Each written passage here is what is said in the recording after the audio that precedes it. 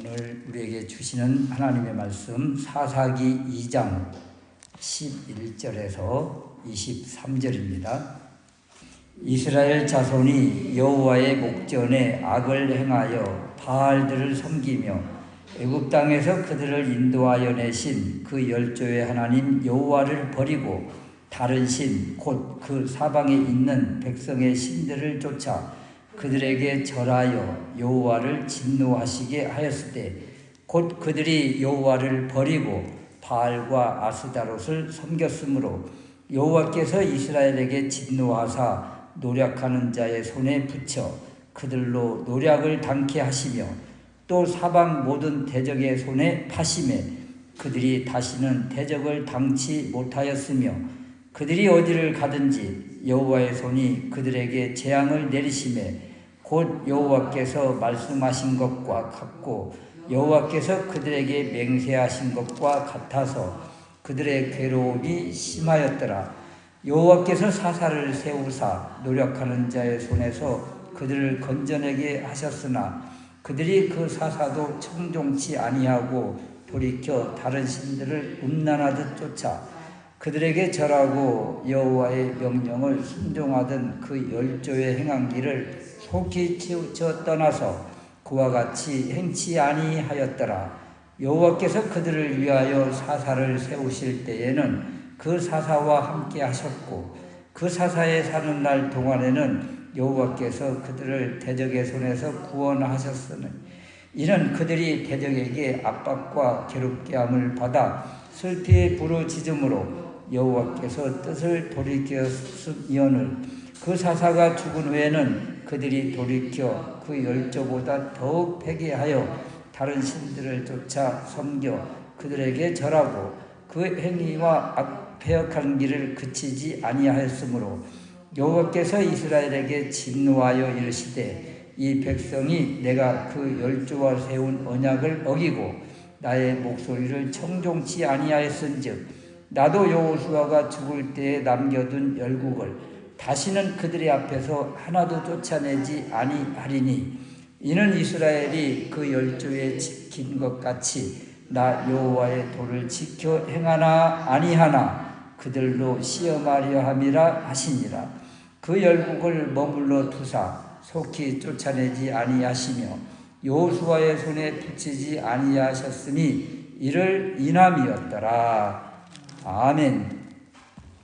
사사기 2장 11절에서 23절 말씀 하나님만 바라라 라는 제목으로 말씀을 드리려고 합니다. 사사기 시대의 가장 큰 특징 중에 하나가 왕이 없던 시대다라고 했습니다. 왕이 없던 시대. 그 왕이 없던 시대라는 것은 그 왕을 사모하는 뜻이기도 하지만 그 왕 같은 리더가 없다는 거예요. 그래서 여호수아가 죽은 후라는 말을 하는 거예요. 여호수아가 살아있을 때 그때는 하나님의 행하심을 직접 경험한 그 리더가 있으니 그 신앙의 통합 결집이 이루어지는 것입니다. 문제는 여호수아가 죽은 후 그 하나님의 살아계심과 역사하심을 눈으로 보고 귀로 들었던 세대가 사라진 후에 이제 문제가 생긴 거예요. 그럼에도 그동안 제사를 통해서 하나님과의 관계가 끊어진 것은 아닙니다. 그럼에도 불구하고 하나님과의 관계에서 지금 문제가 생긴 거예요. 사람 편에서는 아무 문제가 없는 것 같이 보입니다. 11절 말씀에 보면 이스라엘 자손이 여호와의 목전에 악을 행하여 이 모습은 여호와의 목전 곧 여호와의 눈에 악하게 행하였다는 거예요. 무엇이 악인가? 이 사사기의 주제이기도 한데 자기 소견에 옳은 대로 자기 마음대로 자기 뜻대로 자기 생각대로 하는 것이 그것이 악이에요. 하나님은 여전히 섬기지요. 제사도 드리고 그러면서 또 가나안 사람과 가까이 지내고 그들의 도움을 받기 위해서 그들과 종교적으로도 같이 하고 연합하고 하면서 같이 하는 거예요. 같이. 그러니까 하나님도 섬기고 가나안 신도 섬기고 이런 것들이 바로 자기 소견에 옳은 대로 행하는 것이다. 이렇게 했을 때 그것에 대한 대가가 분명하게 따라온다는 것을 오늘 말씀을 통해서 우리에게 보여주고 계십니다. 그럼 첫 번째 우리가 살펴볼 말씀은 하나님의 그 큰 은혜를 입은 백성이 왜 이렇게 너무도 쉽게 변절하고 말았는가? 왜 하나님을 등지고 말았는가? 하나님 앞에서 왜 악을 행하는가? 이런 거예요. 11절 말씀에 보면 바알들을 섬기며 또 12절 후반절에도 다른 신들을 쫓아 그들에게 절하고 13절에는 바알과 아스다롯을 섬겼고 또 17절에는 다른 신들을 음란하듯 쫓아 그들에게 절하고 또 19절에는 회개하여 다른 신들을 쫓아 섬겨 그들에게 절하고 그 행위와 패악한 길을 그치지 아니하였다. 이 말씀들에서 보면 다른 신이라고 하면서 그 신의 이름을 거명하고 있는데 바알과 아스다롯입니다. 그러니까 이스라엘 백성들이 가나안에서 누구를 섬기고 있어요? 바알과 아스다롯을 섬기고 있어요. 바알과 아스다롯은 가나안 사람들이 섬기는 신입니다. 그 바알은 구름과 폭풍과 비의 신이고 아스다롯은 그 다산과 전쟁의 신으로 이 바알과 아스다롯을 이 두 신을 부부신이라고 그래요. 그러니까 남편이 바알이고 그 부인이 아스다롯인 것이죠. 그래서 이 두 신이 그 한 해의 그 소출, 풍성하게 해주시는 풍년, 그리고 다산을 결정하는 중요한 역할을 한다. 이렇게 생각을 하고 믿어요. 가나안 사람들이. 더군다나 이들의 신과는요, 신들의 세계 있잖아요. 영적 세계, 신들의 세계와 이 자연의 세계, 인간의 세계와 밀접한 관련이 있다는 거예요. 그래서 이 사람들이, 인간의 세계에서 사람들이 행하는 어떤 일들, 그 신들을 기쁘게 해주고 그러면 신들도 그것에 의해서 영향을 받는다는 거예요. 그래서 사람들이 신들을 움직인다. 이것이 바로 가장 보통 말하는 인본주의, 사람의 생각으로 사람 중심으로 하는 그런 신관을 가지고 있는 것이죠. 그러니까 신본주의가 아니에요.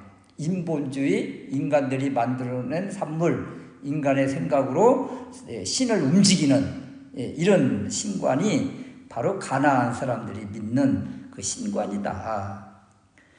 그래서 인간의 세계에서 행하는 일들을 통해서 이 신을 움직이는 거거든요. 그러니까 신도 이 부부신이라고 그랬잖아요. 지금 바알과 아스다롯이. 그래서 이 부부신에게 기쁨을 드리는 일을 이 자기들이 지어놓은 그 신전 안에서 행하면 그 신들도 똑같이 그런 행위 가운데 이제 복을 내려준다는 이런 것을 가지고 있는 거예요. 그래서 바알과 아스다롯을 섬기는 이 신전에는 남자 를 기쁘게 하는 또 쾌락을 주는 그런 이제 여자들이 있는 거예요. 그래서 여자 창기가 있고 또 남자 또 미동이 있고 그래서 그 신을 기쁘게 하기 위해서 이제 음행을 하고 사랑이라는 빙자하에 음행을 하는 것이죠. 그러면 신들이 그것을 보고 즐긴다는 거예요. 그러면서 복을 준다. 이것이 가나안 신의 가장 기본적인 거예요. 그래서 이런 신을 믿게 되면 자연히 타락할 수밖에 없고 음행에 빠질 수밖에 없는 그런 모습이라는 거죠. 그래서 이스라엘 백성들이 가나안에 와서 이제 전쟁을 멈추고 무장 해제하고 이제 싸울 의지도 다 이제 내려놓고 그러면서 그 안에서 이제 가나안 사람과 같이 멍에를 매면서 그 속에서 살다 보니까 자연스럽게 그런 그 사람들이 믿는 신에 대한 이제 감각이 이제 들어오게 된 거예요. 그러면서 어떻게 해요? 가나안 사람들이 믿는 그 신을 자기들도 믿게 되는 이런 어리석은 일을 이제 범하게 되는 것입니다. 그런데 가나안 신을 믿는 가장 큰 이유가 있는데 그 이유 첫 번째가 무엇이냐면 가나안 사람들은 농사를 잘 짓는 거예요. 그리고 풍년을 이루면서 큰 소출을 얻는 거예요. 근데 이스라엘 백성들은 농사에 대해서 농사를 지어보지를 못했잖아요. 광야를 거쳐 가나안 땅에 들어와 무슨 언제 농사를 짓는 이런 것이 있었겠습니까? 그러다 보니까 가나안 사람들과 가까이 지내면서 가나안 사람들의 그 풍성한 소출을 자기들도 받고 싶어서 그러면 그들이 믿는 그들에게 풍년을 주는 그 신을 우리도 한번 믿어볼까? 이렇게 하면서 가나안 사람들이 믿는 신을 같이 믿게 되는 이런 어리석음을 가지게 된 것입니다. 그러니까 가나안 신을 믿게 된 가장 큰 이유 중에 하나가 가나안 사람들처럼 우리도 부자가 되고 싶다 이거예요. 그러니까 물질적인 부요함 또 농사에 있어서 풍성함을 누리기 위해서 가나안 사람과 같은 신을 믿고 가나안 사람처럼 부유함을 누리자. 이것이 이런 목적을 가지게 되다 보니까 너무도 쉽게 그 사람들이 믿는 신에 동화되면서 빠져 들어가더라 이런 것입니다. 그래서 이런 모습을 바라보면 우리가 어떤 목적을 가지고 주님을 섬기고 또는 살아가는지 여기에 따라서 너무도 쉽게 신앙이 변질될 가능성이 높다. 우리도 쉽게 말하면 주일날 일하면서 나가서 어디 가면 돈을 더 받을 수 있잖아요. 이런 물질에 대한 부요함을 위해서 믿는다고 하면 이렇게 신앙을 너무도 쉽게 포기해 버리는 거예요. 그래서 우리의 사고, 우리의 정체성, 우리의 삶의 목적이 분명해야 된다. 세상 물질, 번성, 성공을 위해서 나아간다면 결국 가나안에서 이스라엘 백성들이 너무도 쉽게 신앙이 무너지는 것처럼 무너질 수밖에 없다. 이런 것입니다. 또 이 우상을 섬기고 가나안 신을 섬기고 그러다 보면 어떤 일이 벌어지는가 하면 이제 우상을 섬기면서 그 다음에 어떤 삶이 되어지는가를 우리가 살펴봐야 되는데요. 19절 말씀에 보면 그 열조보다 더욱 패괴하여 더러운 여기서 패괴했다. 열조보다 더욱 패괴. 이 말은 타락했단 말이에요. 타락. 이 패괴라는 말을 요즘 많이 안 쓰잖아요. 그 열조보다 더욱 타락했다. 또 19절 후반절에 보면 그 행위와 패역한 길을 그치지 아니하였다. 행위를 반복하는 거예요.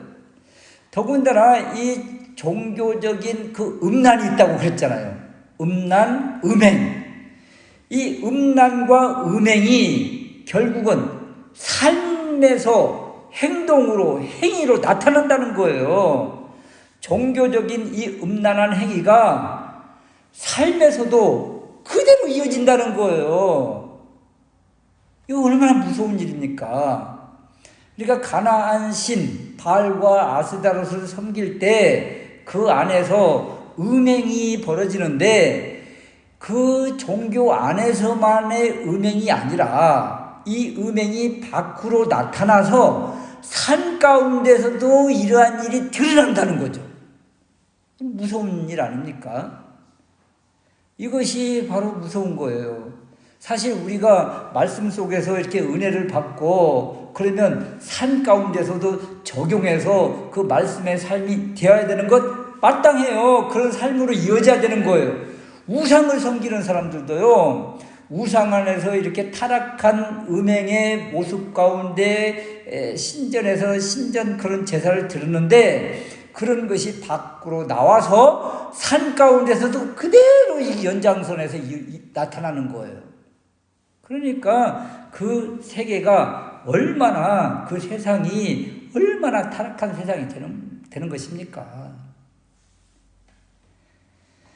그래서 이 우상을 섬김으로 인해서 하나님을 섬기는 구별된 이스라엘 백성들이 이제 가나안 사람과의 구별선이 무너져 버린 것이죠. 가나안 사람과 똑같이 된 거예요. 이것이 바로 하나님 앞에 악이고 변질된 신앙이고 혼합된 모습이다. 이 사람들이 가나안에서 왜 이렇게 믿음, 신앙 이런 것들이 타락하고 자신의 정체성마저 다 잃어버리고 가나안 사람과 똑같이 되었을까? 가나안 사람들과 같이 부유한 삶을 누리기 위한 그 목적을 가지니까 이렇게 너무도 쉽게 타락하더라. 물질적 부여를 향해서 나아가는 삶은 이렇게 너무도 쉽게 신앙이 변질될 수밖에 없고 타락할 수밖에 없음을 우리에게 지금 분명하게 보여주고 있다, 이런 것입니다. 두 번째는 여호와 앞에 악을 행한 이들을 향해서 하나님은 어떻게 반응하시는가? 어떻게 하나님께서 이제 이들을 대하시는가, 이런 것인데, 12절 후반절에 보면 여호와의 진노라는 말이 나오죠. 또 14절에도 여호와께서 이스라엘에게 진노, 15절 말씀에는 재앙을 내리시고, 그러니까 이렇게 하나님을 섬기고 또 우상을 섬기는 이들에게 하나님은 진노하시고 재앙을 내리신다. 그래서 하나님께서 진노하시는, 재앙을 내리시는 두 가지의 모습이 지금 나오는데, 첫 번째는 14절 말씀이에요. 14절 말씀에 보면 여호와께서 이스라엘에게 진노하사 노략하는 자의 손에 붙여버립니다. 주변에 대적들이 얼마나 이스라엘을 호시탐탐 노리고 있겠어요. 이 노리고 있는 이 사람들에게 그래, 너 가져, 이런 식으로 그냥 붙여버리는 거예요. 맡겨버리는 거예요. 팔아버리는 거예요. 노력하는 자에 붙인다는 이것은 모든 것을 다 그 대적에게 맡겨버린다는 거예요. 그러니까 이스라엘 백성 입장에서 보면 모든 것을 다 빼앗기는 것이죠. 더군다나 판다, 이 판다는 것은 노예로 넘긴다는 거예요. 노예하면 이스라엘 백성들이 애굽에서 얼마나 비참한 삶을 살았습니까? 노예 생활을 하면서. 하나님은 이 비참한 노예 가운데 있는 이스라엘 백성들을 구원해서 뽑아서 이 가나안 땅에 심었는데, 이 가나안 땅에서 또 이 하나님 앞에 하나님을 등지고 또 악을 선택함으로 인해서 결국 다시 노예로 들어가는 이런 안타까운 모습을 우리에게 지금 보여주고 있다. 과거 애굽에서 비참한 노예 생활을 했었는데 옛날 그 비참한 모습으로 다시 돌아가는 거예요. 이것이 바로 하나님께서 내리시는 첫 번째 진노, 재앙이다. 두 번째 재앙은 15절 말씀인데요. 어디를 가든지 재앙이 임한다는 거예요. 어디를 가든지 무엇을 하든지 하는 것마다 안 되는 거예요. 무엇을 하든지 잘 된다는 그 번영 성공 때문에 그 우상을 섬겼는데, 양다리를 걸쳤는데 이제는 무엇을 얻기는커녕 하는 것마다 안 되는 거죠. 그 어디를 가든지 재앙이 임한다는 이 말을 보면 하나님께서 여호수아에게 주신 축복이 있었어요. 여호수아 1장 9절 말씀에 보면 강하고 담대하라, 두려워하지 말며 놀라지 말라. 내가 어디로 가든지 내 하나님 여호와가 너와 함께하느니라.